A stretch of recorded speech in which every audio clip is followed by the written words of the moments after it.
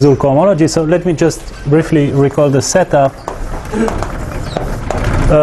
So X was a smooth, complex, projective variety, and we started from Syzygies and we arrived at causal cohomology.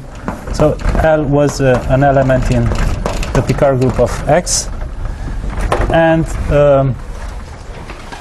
what we want to compute is the causal cohomology K and N of XL, which was the cohomology at the middle of a complex that looks like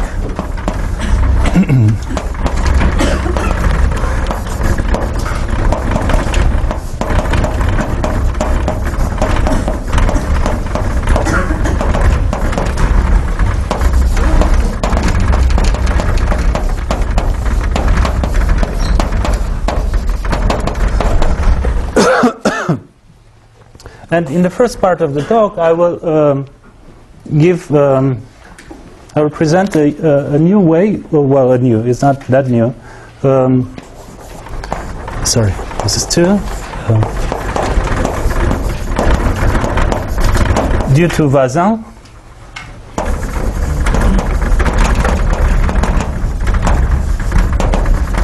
And she had the idea to use Hilbert schemes in order to compute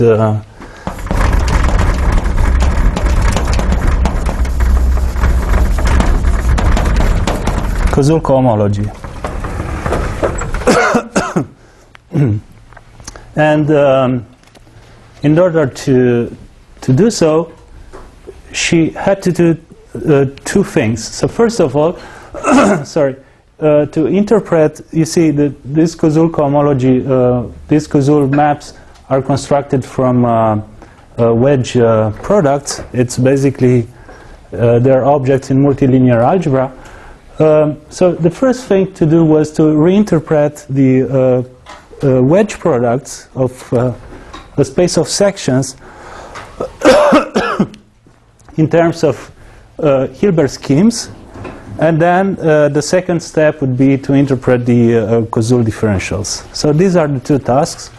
So first task, reinterpret wedge n, H naught of L, and second, do the same for causal differentials.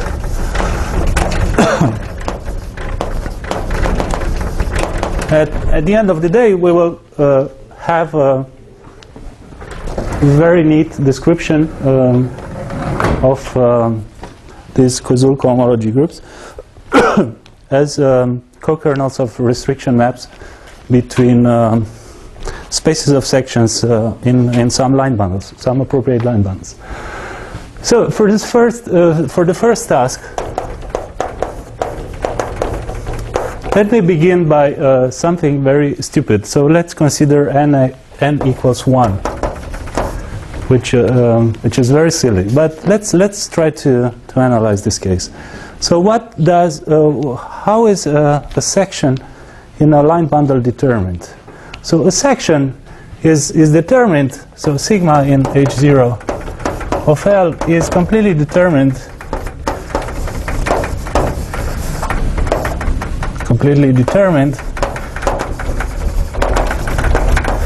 If we know the values of this section over an open subset.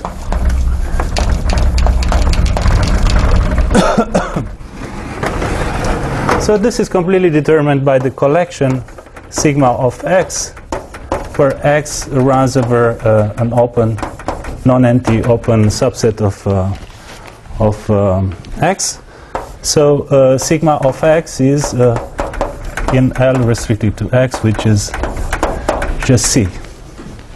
So how can we do something similar for multivectors? So let's consider now n bigger than 2, and consider a multivector sigma 1 which sigma n. which is an element in wedge n of H naught of L. And try to do the same thing. Well, the first observation is that we cannot restrict to just one point, because that would give an element in wedge n of C, which is 0. So restricting to one point doesn't help.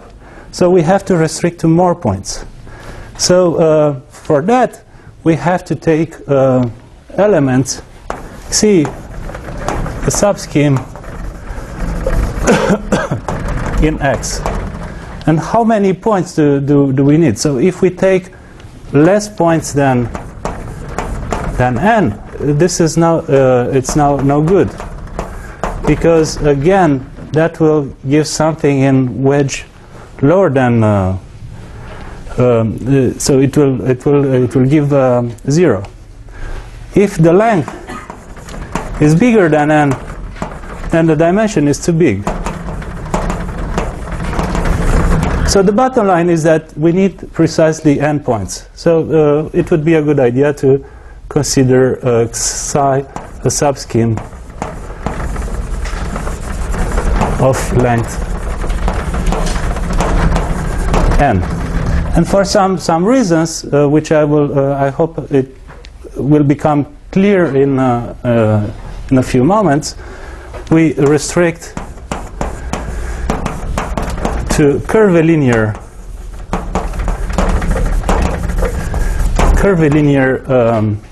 subschemes. This is dense in a irreducible component. Yeah. So it's in any case it's dense in an irreducible component. It's dense for surfaces because. I understand. Maybe you explain why it cannot be more than n points. Because then you have wedge. Then you you don't have yes. You have a vector. Yeah, exactly. So the right number of points is n, which sort of makes sense, and it's compatible with this trivial case. So then restricting to curvilinear schemes means that we actually work with the following xn, and I will put a little c, which stands for curvilinear. This is inside xn. This is open. This is open. So it will be dense in an irreducible component. Well, if X is a curve or a surface, it's no problem. So it's dense everywhere. So then we Same with curvilinear. yeah. Thanks. So curvilinear means that it's locally embeddable in a smooth curve. In a smooth curve.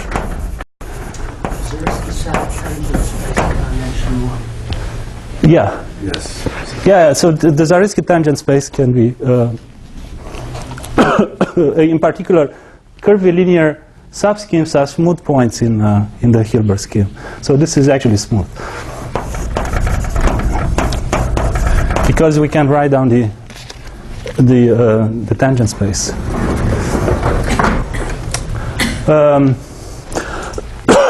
So we have, I'm sorry, but we have the following collection. So starting with that multivector, we have the collection sigma 1 restricted to psi wedge, sigma n restricted to psi, where psi runs over all the curvilinear subschemes of length n in X. Okay, so the question is, what is this object? So it's not, so far it's not a geometric object. So what is this? What is this object? And in order to answer this question, we have to look. So you see, so far we have seen these psi as really subschemes in X. But on the other hand, so there is a kind of so any subscheme can also be seen as a point in the Hilbert scheme. So if we do that, then we will see that this will become a section in a line bundle over the Hilbert scheme. And so the answer is a section in a line bundle, and this is obtained as follows. So we take, let me just keep the notation, we take the product x and c times x. Inside the product we have the incidence variety psi n,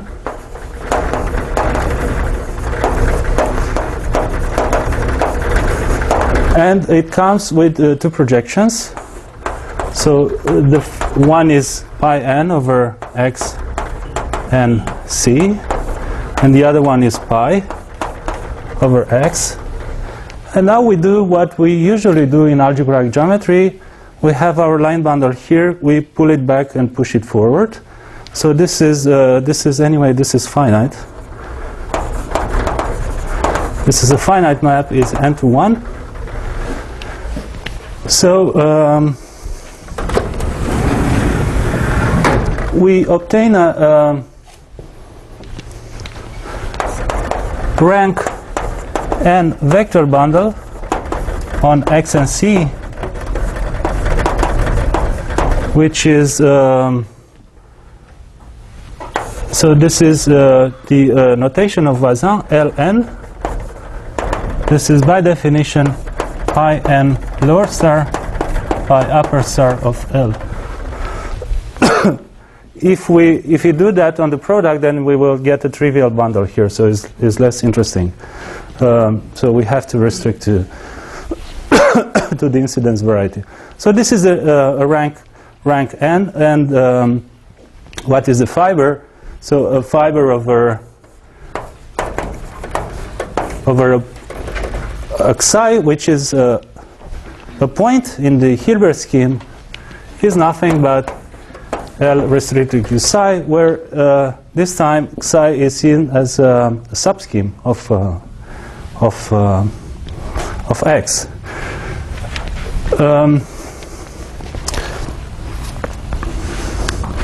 Then we have the determinant of Ln. This is a line bundle on x and c. And well, the fiber of the determinant is, of course, a wedge and L restricted to c. So we see that in this way, this collection actually forms a section in this line bundle over the so sigma 1 restricted to psi, sigma n restricted to psi gives a section, a global section in this line bundle. The sections of L, this vector space maps to the sections of this bundle. Exactly. I was going to say that. So the sections we have, as Fabrizio mentioned, we have a natural map from H0 of L, tensor O, x and c, to Ln. And so this is that's naturally defined, and we can take the wedge n of this map. So we get a map from wedge n of h naught of L, tensor O, x and c, to the determinant, to this line bundle Ln. Here, up to now, you didn't use the curvilinearity. No. It will come a bit later because we need to do some operations. We need to subtract points. And you do the Vronskyans. Yeah.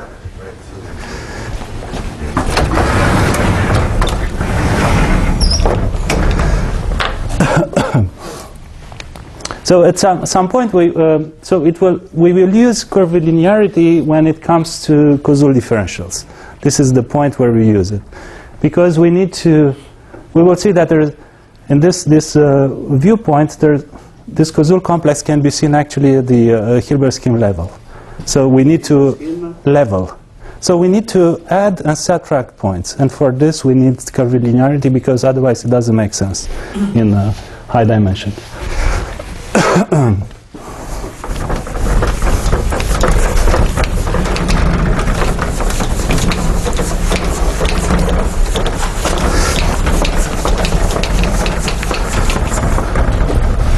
Okay, so we have this map, which is quite natural, and actually this guy here is the pullback push forward on the product directly. And now the stunning thing is that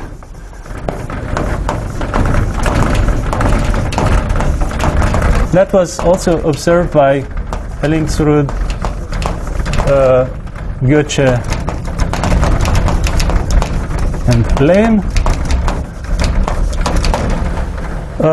If we take global sections, then we get an isomorphism. So at the global sections level, we have wedge n h naught of L is isomorphic to h naught x and c that Ln. So now reminding that causal cohomology is constructed starting from these objects, it does make sense to believe that we can interpret also causal cohomology in terms of these spaces of sections in line bundles. Actually, you see what happens. So here we have the space of sections on. These are sections of the open set. Yeah, but this is a big open set.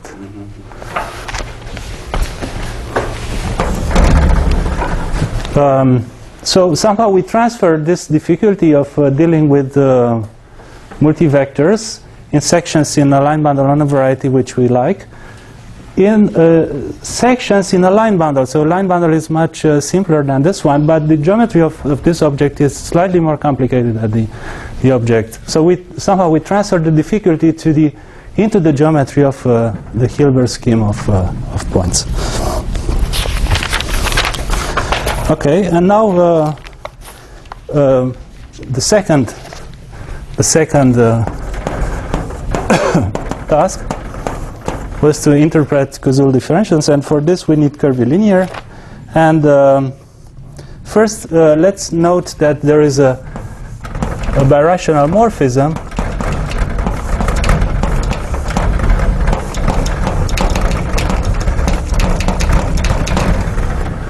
So this is a birational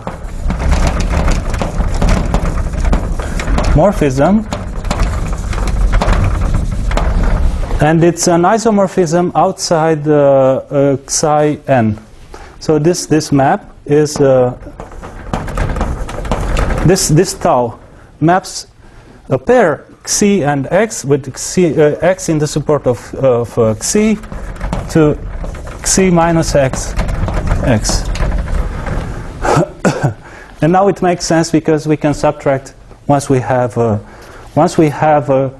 curvilinear subscheme. We can subtract points in the support because we have given already a preferential direction, so we know how to do that.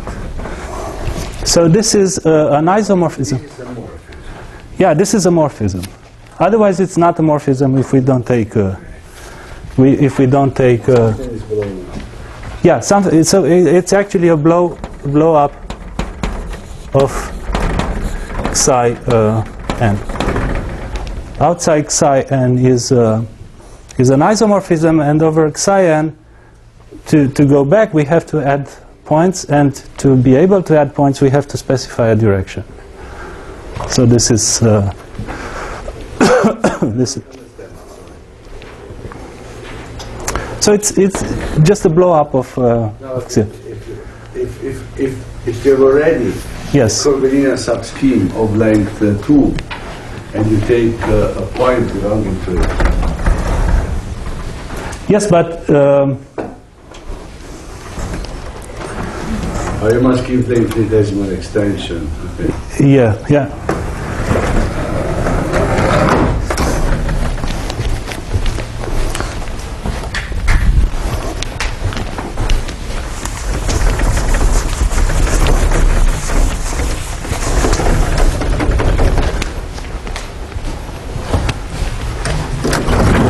And using this tau, we can relate, because remember that Causal cohomology was defined starting from wedge n h naught of L tensor something to wedge n minus 1 h naught. So we needed this tau is needed to pass from wedge n to wedge n minus 1, or from wedge n plus 1 to wedge n. So that's how we are going to do it. And if we denote this the exceptional divisor, if we denote it by d tau, I just use the notation from Voisin's paper, then we get an inclusion. So if we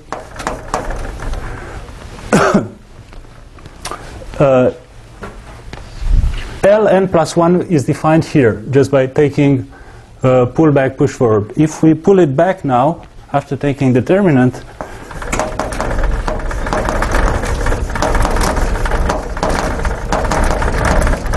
this is actually isomorphic to tau upper star. This is a lemma. Tau upper star of the determinant of Ln boxed tensor product. So when I box a tensor product, it means that it comes by pullback from one side and pullback from the other side, and taking a tensor product. L of minus d tau.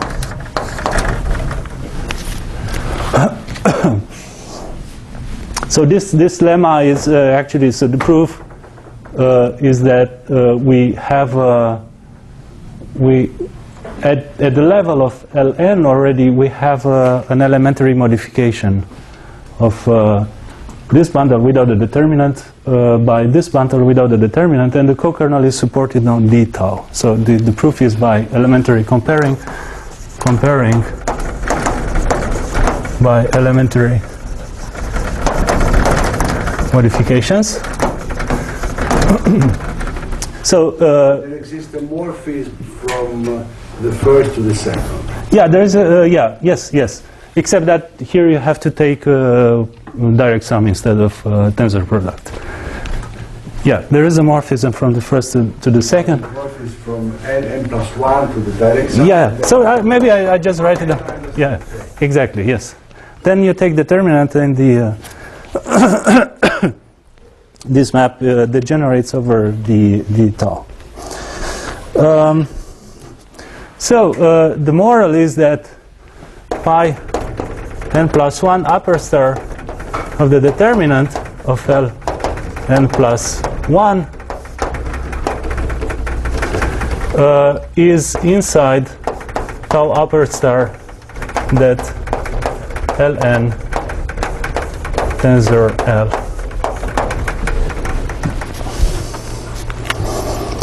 And we can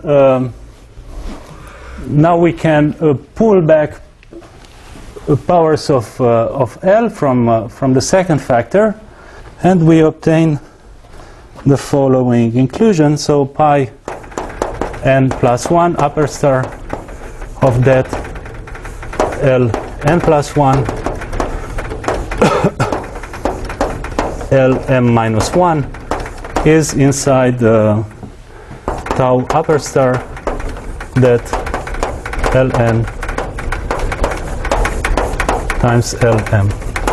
This holds for any n and m. And now, if we take global sections, what happens is that by taking global sections,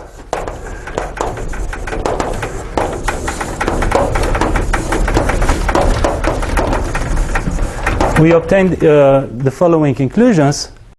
So on the left-hand side, we just have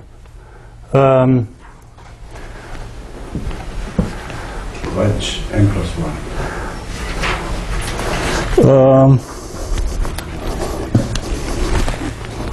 We have to, let me see.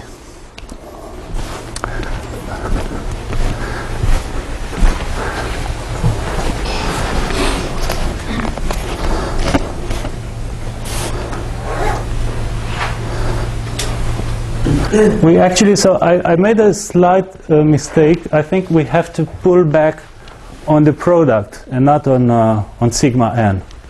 Sorry for that. So I guess the pullback should be taken on the product, because If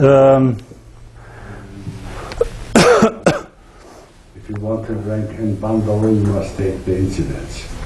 no, at this point, up to this point, it's fine.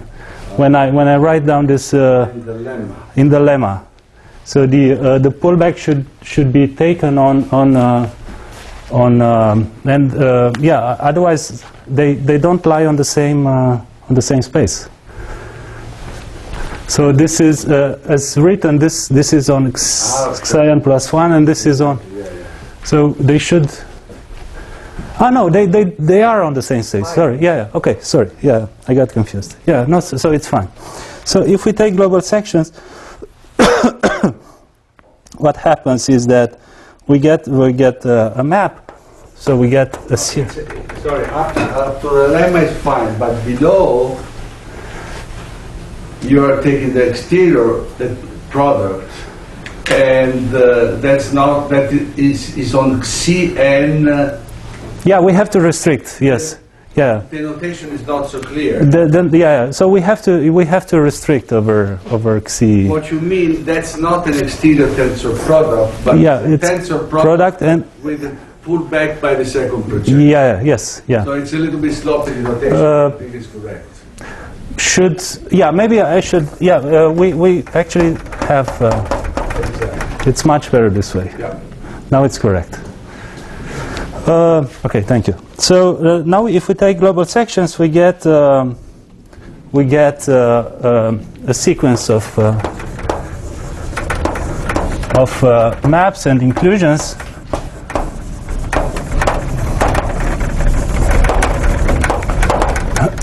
And the sequence is the following.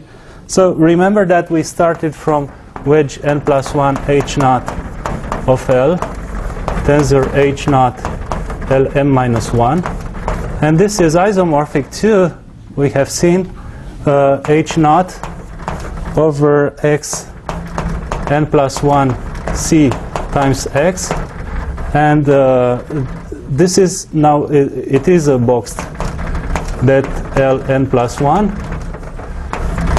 Sorry, this is sorry. The sections of the left-hand side is not what you write. I don't see why it's what you write. No. No, this is not. I just write another section, another sequence of. Yeah, no, you're right. Lm minus 1. So this is correct. Then we can restrict. We can take the restriction. Sorry, the restriction. We take the restriction over psi n plus 1, and the same thing restricted to L n plus 1.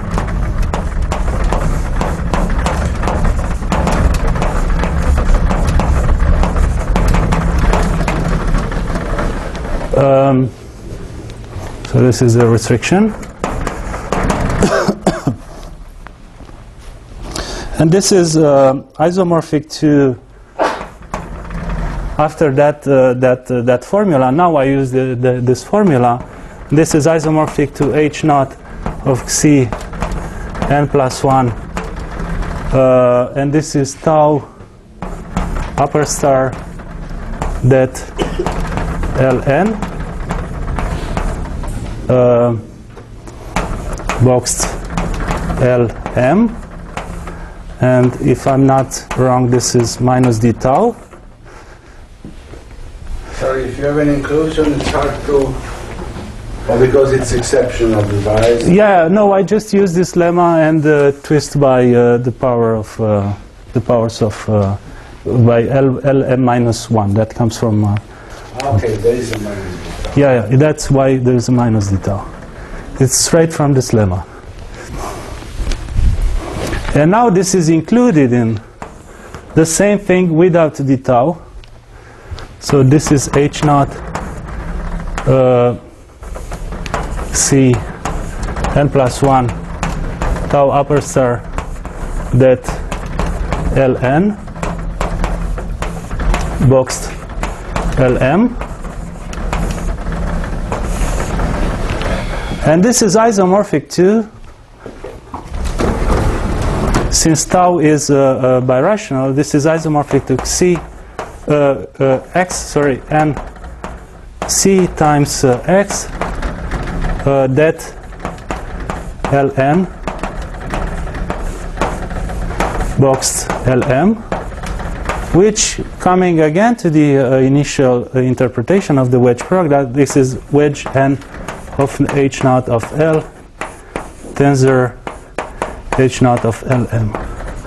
So we see that through this long diagram, we start from here and we arrive here.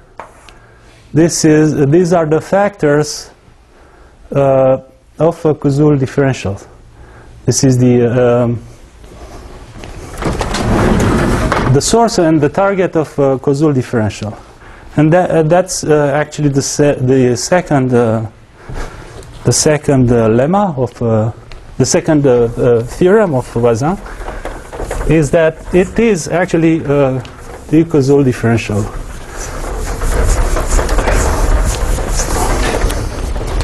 So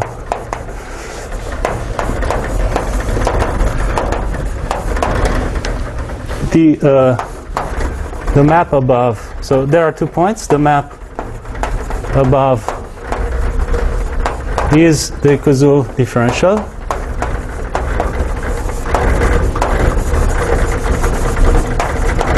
and the second is that the kernel of the next one, the kernel of the next Causal differential,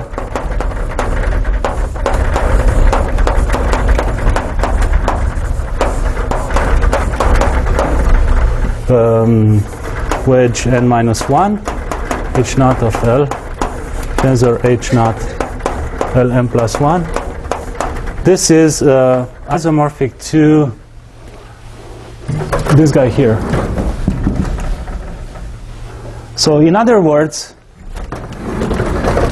to h naught c n plus 1 and that L n plus 1 L m minus 1 restricted to c n plus 1. So in other words, the Causal differential identifies with a restriction map. It's just a restriction map. The indices are not correct because you were no. Okay. So in other words,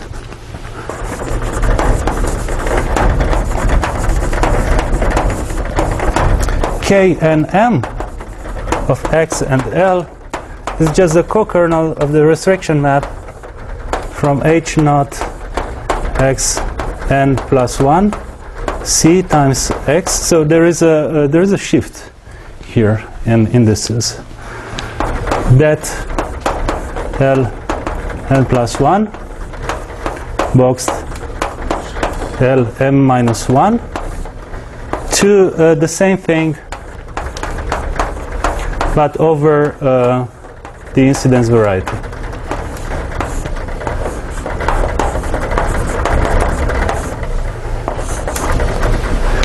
So the problem of computing causal cohomology is reduced to the problem of computing this co-kernel of a restriction map. So, but this is in practice. This is quite difficult. It can be done, for example, for usual examples for rational normal curves. Well, the symmetric powers are very simple, are just projective spaces, or for elliptic curves, for example, to recover the results which I mentioned. But what's interesting is that, and I'm going to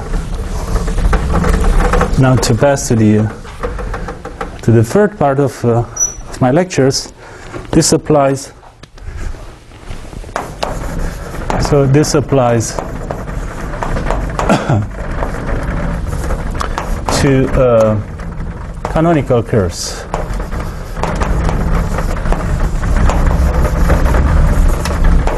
Embedded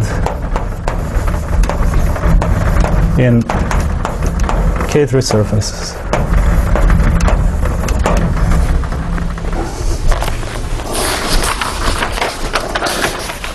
Yes. So now, so this is somehow the general description, which is a sort of nice, and this also provides the only known method for proving Green's conjecture, which I will talk about in a moment.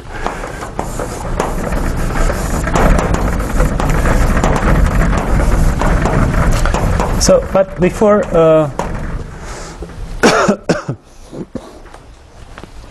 speaking about syzygies of curves, let me record some facts, so some general facts, which will be useful.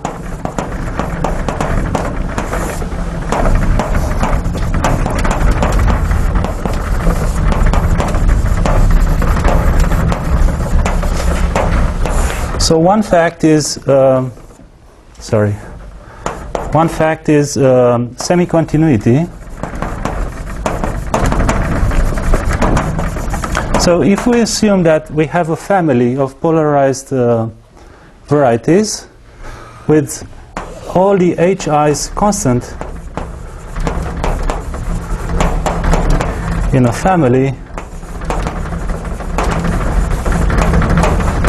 so we don't only require that h0 is constant or the Hilbert polynomial is the same, but we require that all the cohomology groups are the same. Then causal cohomology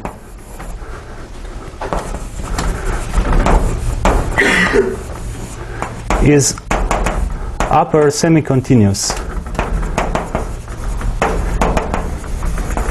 in that family. So it behaves very much like usual cohomology. For instance, vanishing is realized on a Zariski open set, where lower values of dimensions of causal cohomology spaces are also realized on Zariski open subsets. For example, if you want to prove this has advantages. If you want to prove generic vanishing for causal cohomology, it suffices to find one example, because that will propagate, if the family is irreducible, that will propagate to a whole non-empty Zariski open subset. Hi of L. Hi of L, yes, yeah. Yeah, maybe I should write hi of xl is constant in a family xl.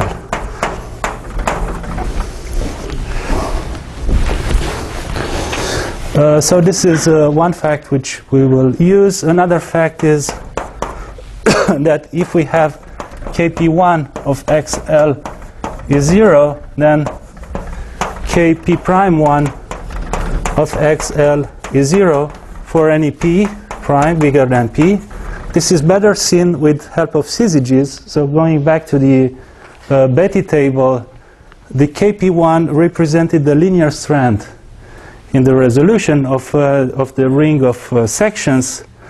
And so if at some point we stop having linear relations, then after that point we will not have relations as well, because relations among zeros must be zero. So that's somehow the explanation. That's a question. If you remove the hypothesis that HI is constant, Yes. then upper semi-continuity fades, or just harder to prove? I don't know. It's hard to prove. I don't know if it fails or not. It's As non-technical, I think everything is upper semi-continuous. yeah. It should be. But if you prove, if you start proving upper semi-continuity by using, for example, kernel bundles, then you need this constancy in the proof. This doesn't mean that it's false if we remove that hypothesis. It's just that I don't know how to do it without. Anyway, for curves it's fine. This is for curves we just need h0 to be constant, and that would be okay already. So these are general facts about Causal cohomology. We also have a duality. Restriction. Let me mention restriction maps. So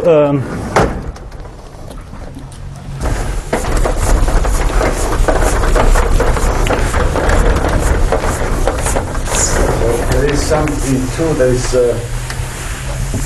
You mean on the left side is this?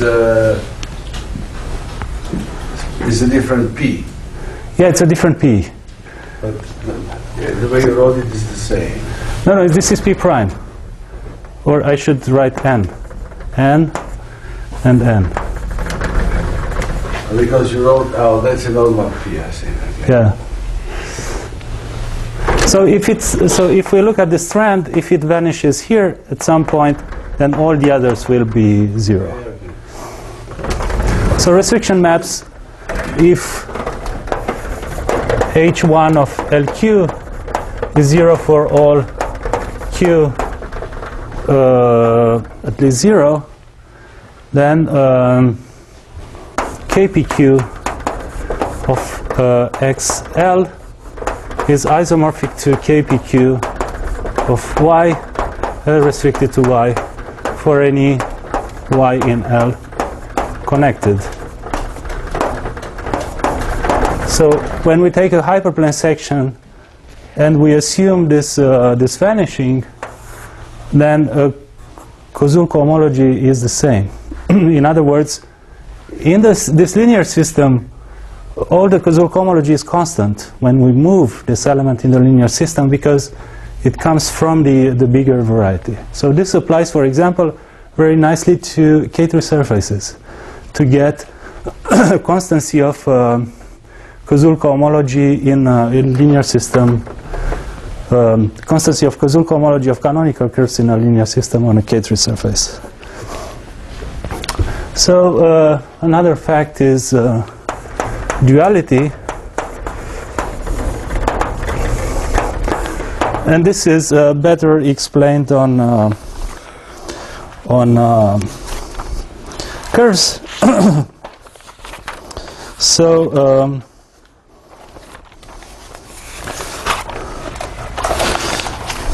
if C is a curve and E is a vector bundle on C, then we have Kij of C, E, and L is isomorphic to K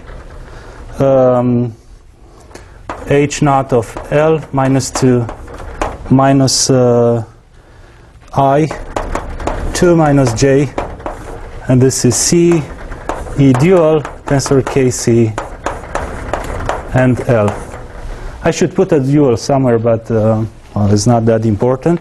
Where does it come from? At least when L is globally generated, it comes from the description due to Lazarsfeld using kernel bundles. So remember that this guy here was a co-kernel of a map between some wedge to H0 of a wedge, and this can be written as a kernel of a map from the next, so H1 to H1, and then we apply Serre duality. And if you apply their Serre duality, the kernel of a map from H1 to H1 will be transferred into the dual of a co-kernel between H0s. That somehow... Duality you have also for all dimensions. You have also for all dimension, but you need some vanishing.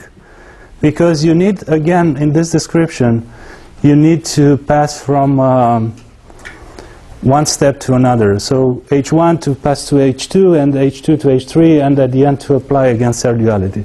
So that's why I prefer to write it for curves. So in general, because here we don't have any extra hypothesis. In general, for dimension bigger than 2, need some vanishing. So it's not automatic, this duality. But maybe the most important for our purposes is the following theorem. So this is non-vanishing. And this is a theorem due to Green and Lazarsfeld.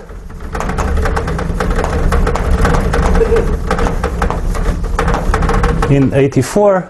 So if L is split in L1 times L2 with H naught of L1 and L2 is Ri plus 1. Well, this is a sort of implicit, right? We can always write this way. But there is some non-trivial assumption that each of L1 and L2 must have at least two sections. Then this decomposition will produce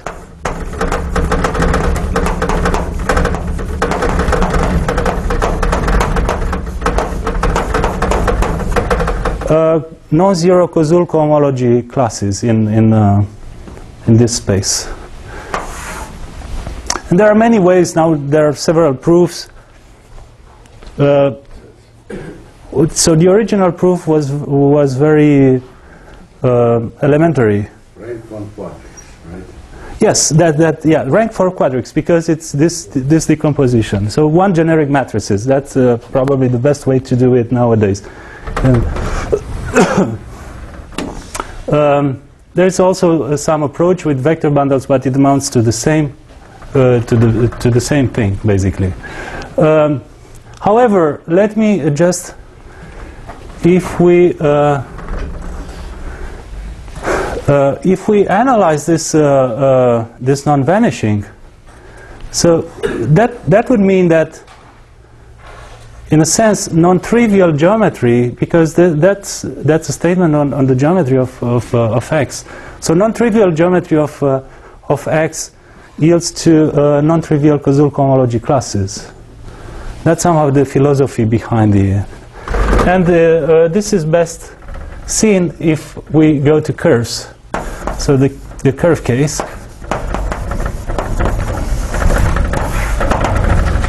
And probably the first case is if the degree of L is large enough, without mentioning the bound. So suppose we take a sufficiently positive degree, line bundle, then and we assume that D is the gonality of X. Then we take A to be a G1D on X, and then we apply apply for the decomposition L minus A times A. So if we apply the non-vanishing for this immediate decomposition, what we get is that K H naught of L minus D minus 1 XL is different from 0.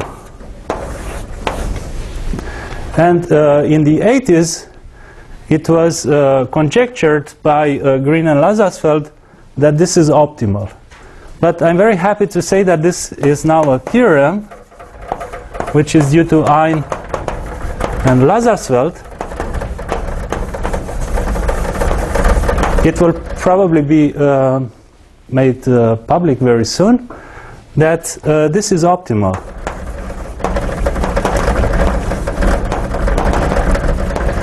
Meaning that if we remember this this fact, meaning that the next one, so K H naught of L minus D 1 XL is 0, which means that the gonality of any curve can be read of the Betti table, if you wish, with respect to embeddings of very high degree. 0 for each x and each L. Yes, yeah. Yes, for any x and any L sufficiently positive. Yeah. Very explicit. No, it's not explicit. So there is still some work to do. But the original statement of the conjecture was not explicit. So it was formulated because they have this philosophy with asymptotic syzygies, and it fits very well with their philosophy, actually, this statement. And I believe that they will prove something more than Green's conjecture.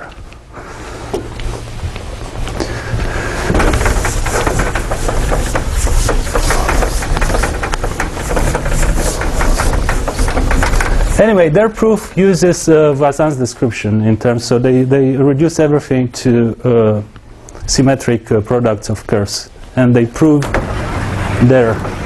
And the reason for this not to be explicit is that they have to use some vanishing of H1, right? Because it's a co-kernel of a restriction map, and this vanishing is Serre vanishing. They have something which is, so this L, the ampleness of L will reflect into the ampleness of something which will give by Serre vanishing. That's why it's not explicit. And now the second interesting case, and then I will, the second case is canonical curves.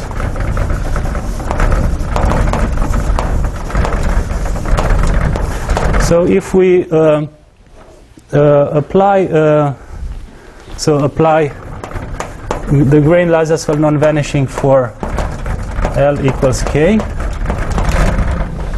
then we need let's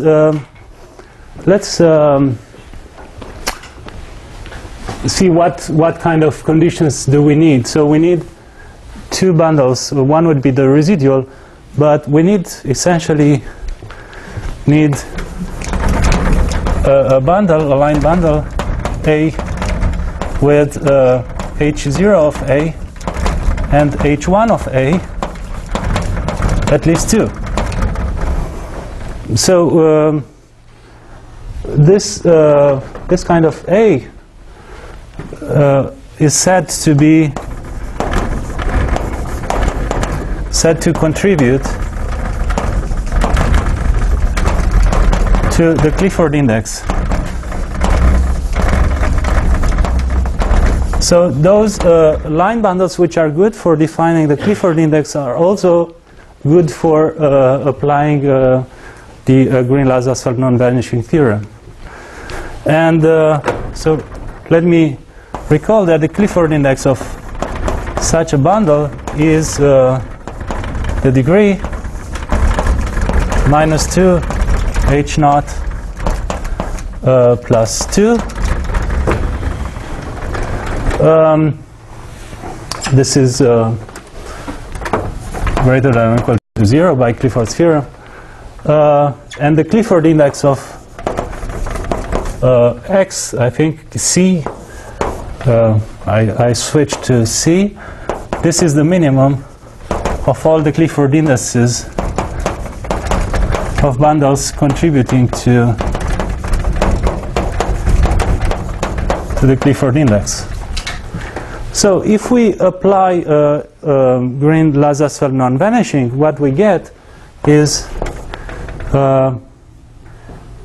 K, G is the genus, minus the Clifford index of C, minus 2, 1, C, KC is different from 0, sorry. And Green's conjecture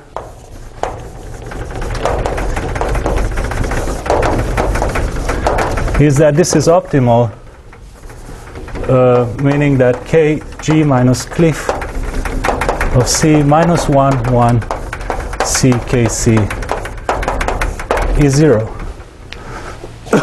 In other words, if Clifford index, if Green's conjecture was true, then that would provide a cohomological method to compute the Clifford index. So still, the Clifford index is not very well understood.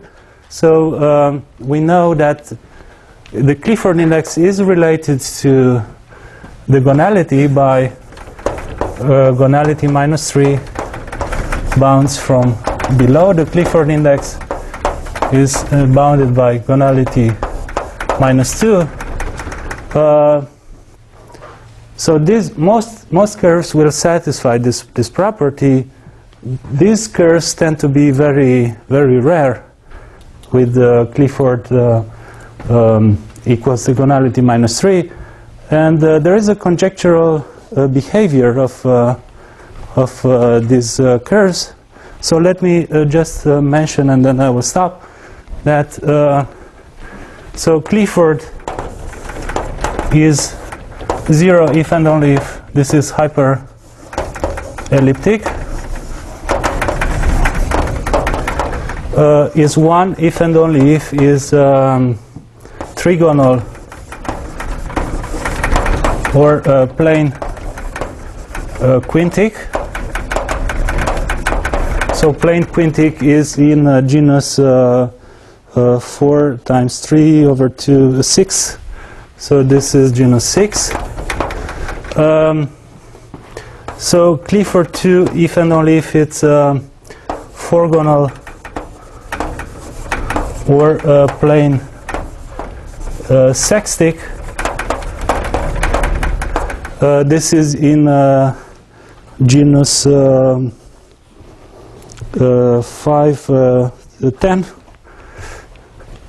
So genus 10.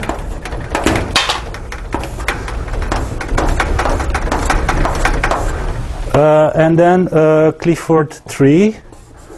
This has been classified by Eisenbach, Lange, Martens, and Schreier. This is 5-gonal or plane septic or complete intersection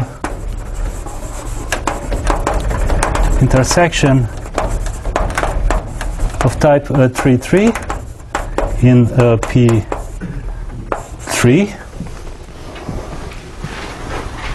So this is plane septic is of genus 6 times 3, 15, and this is genus 10 again. And there is a conjecture stating all these cases. So the Clifford P, it's a conjecture. That should be P for any Clifford index. So there is a conjecture stating what are the exceptional cases. So except plane curves, which are always exceptions, conjecture characterizing for each. For each p, yes. And it's true up to p equals to 3. So that would, one of the hopes would be that this would help us better understand the Clifford index and the relations with the gonality. So yeah, tomorrow I will speak about evidence for Green's conjecture and Voisin's approach for generic curves.